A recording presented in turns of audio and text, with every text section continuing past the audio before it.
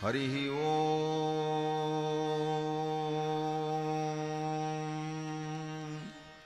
तच्छंजोरावृणीमहे गातुं यज्ञाय गातुं यज्ञपतये दैवी स्वस्तिरस्तु नः स्वस्तिर्मानुषेभ्यः ऊर्ध्वं जिगातु भेषजं शन्नो अस्तु द्विपदे सं चतुष्पदे सदसस्पतिमद्भुतं प्रियेमिन्द्रस्य काम्यं शनिं मेधामयाशिषं